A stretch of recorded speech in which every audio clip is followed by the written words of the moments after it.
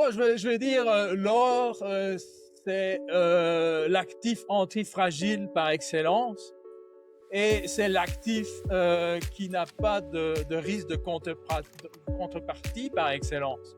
Et donc, c'est pour ça que l'or physique doit être détenu en version privée, parce qu'une fois que vous détenez de l'or en termes de paper gold, comme vous dites, ou même si vous détenez de l'or dans un vault, dans un dedicated vault, ce qui est pour la plupart des cas la chose qui arrive quand les investisseurs détiennent de l'or. En fait, il y a un certain risque de contrepartie et particulièrement pour les ETF d'or. En fait, les investisseurs ne rendent pas bien compte, mais une fois que vous achetez un gold ETF, en fait, vous transférez le risque de contrepartie par l'émetteur de l'ETF.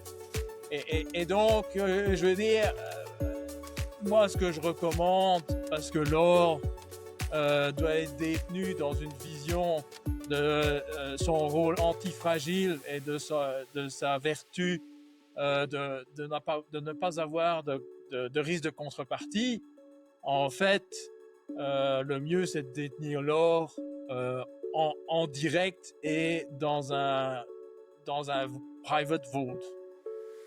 Avec votre propre coffre, finalement.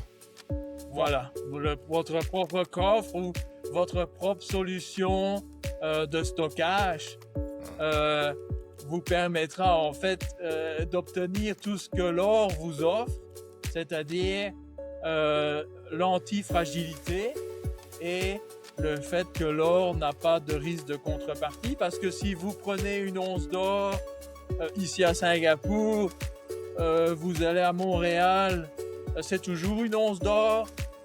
Vous prenez un autre avion, vous allez à Buenos Aires, c'est toujours une once d'or.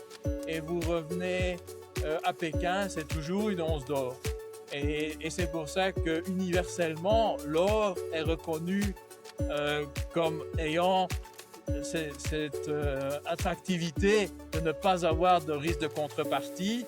Et c'est pour ça que l'or ne doit pas être stocké avec une contrepartie, parce que quand l'or est stocké chez une contrepartie, en fait, indirectement, vous perdez cette propriété de ne pas avoir de risque de contrepartie.